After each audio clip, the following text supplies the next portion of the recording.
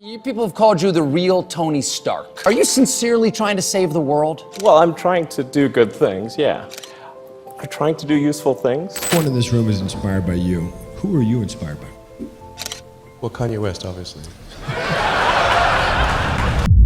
Elon Musk is known as the founder of Tesla. At least, that's what the headlines say. But here's the fuller story. He didn't start the company. He didn't name it. There are a lot of people who don't realize you two started the company. How do you respond to people who think that Elon is the creator of Tesla? Elon was, investor in Series A. He was very supportive always, financially and on the board. But he wasn't the founder in the sense of he wasn't, we started it. He didn't even build the first car. What he did do was invest early, then gain influence. Well, here's a fact. You're fired, yeah. Then, according to former executives, gradually take over the narrative and somehow convince the world he was the genius behind it all. This isn't just a story about innovation. It's about image, about power, and about how easy it is to rewrite history when you're the loudest voice in the room. So let's go back to when Tesla wasn't Elon Musk's company yet. Today, Tesla's a $1 trillion company. Tesla just became the 6th company in U.S. history to become a member of the $1 trillion club. Elon Musk is its face, its legend, its meme. But in 2003, Tesla was just 2 engineers, Martin Eberhard and Mark Tarpenning, working out of California. They named the company, incorporated it, even paid for the teslamotors.com domain while on a trip to Disneyland. They weren't billionaires, just 2 tech guys obsessed with building a sexy electric car. Musk, he wasn't even involved yet. He enters the story in early 2004, not as a founder, but as a funder. My initial plan was just basically to just get together with JB and say, hey JB, let's form a company and essentially commercialize the T0 concept and create an electric sports car. And then the AC propulsion guy said, well, there's some other groups that are also interested in doing the same thing. Why don't you team up with them? And so that's when we teamed up with Martin, Mark, and Ian. And then we encountered Elon. He leads Tesla's first major investment round, puts in $6.5 million, and according to Forbes, he negotiates something even more valuable than stock, power. He becomes chairman of the board, and from that seat, the story starts to shift. And he was always supportive, from the beginning, but he wasn't the founder in the sense of he wasn't, we started it. Well, I mean, this is one of the things that I found kind of fascinating about him is that he's actually accomplished some amazing things in his own right. He's totally amazing. Yeah, SpaceX is amazing, and he's done some interesting things with Tesla for sure. I'm not sure why he has to also say that he was a founder when he wasn't. I don't understand that. Tesla wasn't Elon Musk's idea. Not the name, not the concept, not even the prototype. The company was incorporated in July 2003 by Martin Eberhard and Mark Tarpenning, 2 engineers from California. They were the ones who developed the idea and even registered the teslamotors.com domain while on a trip to Disneyland. Elon Musk didn't enter the picture until early 2004, not as a co-creator, as a checkbook. He led Tesla's Series A funding round and personally invested $6.5 million out of the $7.5 million raised. That bought him a seat at the table, specifically the role of chairman. And with that, he began shaping a different kind of product, a public narrative. According to CNET, when the New York Times referred to Eberhard as Tesla's chairman, Musk sent a furious email threatening to cut ties unless he was credited correctly. Tensions rose between Musk and Eberhard over leadership direction and media presence. In 2007, Eberhard was removed from his CEO role. Is there anything you can say about why you left? No. I was voted off the island. Then came the 2009 lawsuit. where Eberhard accused Musk of libel and attempting to erase him from Tesla's founding story. The two reached a confidential settlement. Afterward, Musk, who hadn't been at the founding meeting, was legally permitted to call himself a co-founder, along with 3 others.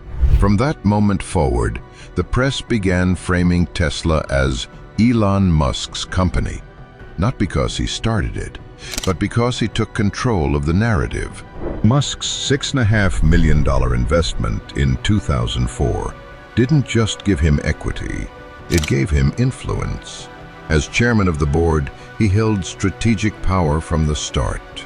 At that time, Tesla's board was small, made up of early investors, advisors, and both founders, Martin Eberhard and Mark Tarpenning. But by 2005, as new rounds of funding came in, the board began tilting toward Musk's orbit. He reportedly criticized Eberhard's leadership, citing delays on the Roadster and financial mismanagement.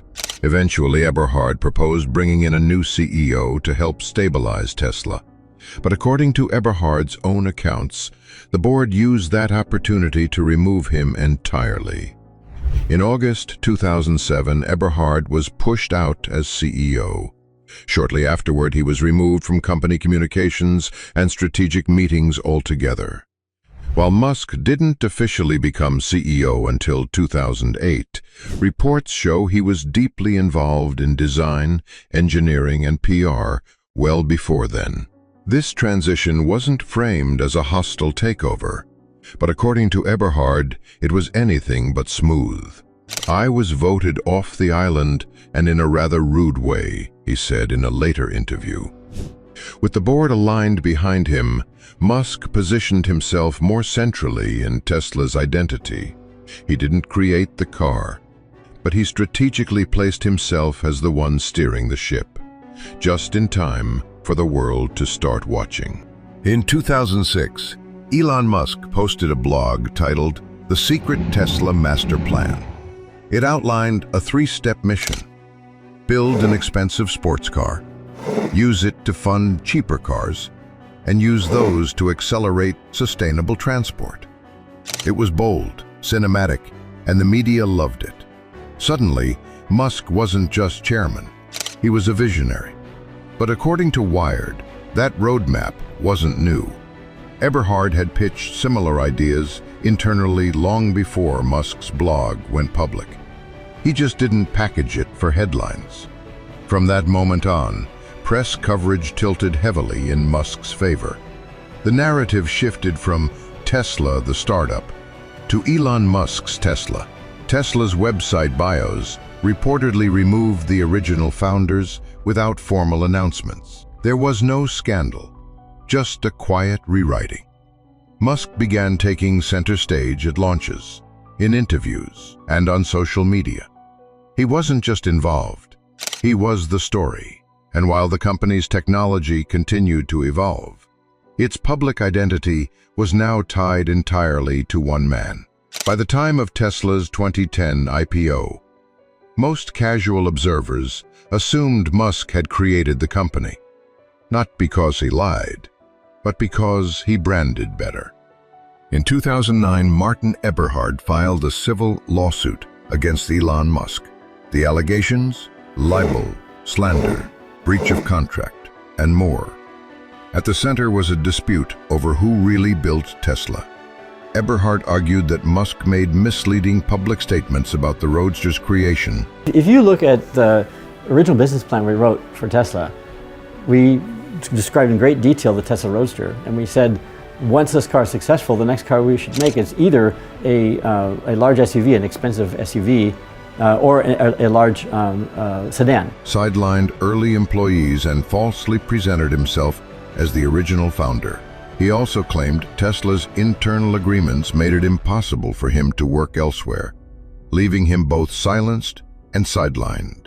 Rather than proceed to trial, both parties settled privately. As part of the settlement, Musk was allowed to use the title of co-founder alongside Eberhard and 3 others. No court ruling was issued, no liability admitted, just a legal agreement and a locked-in story. By the time Tesla went public in 2010, Musk's image as the founder had solidified. Magazine covers, keynote speeches, and biographies rarely questioned it. When asked about the lawsuit years later, Musk publicly dismissed it. But Eberhard, in interviews, still states, Elon was not a founder of Tesla. That is simply not true.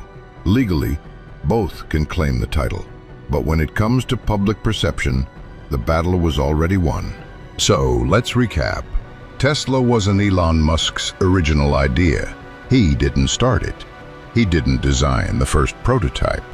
And he didn't enter the picture until after the company had already been incorporated. But what he did do, he took over. Through investment, through influence, and through a carefully shaped public narrative. He didn't build the company from scratch, but he built the perception, and perception is powerful. Now here's the question for you. Who really deserves to be called a founder? The people who created the blueprint, or the person who turned that story into a billion-dollar brand? Let me know what you think in the comments. And if you want more deep dive breakdowns like this, hit that subscribe button. Because sometimes the loudest story isn't the truest one, it's just the best told.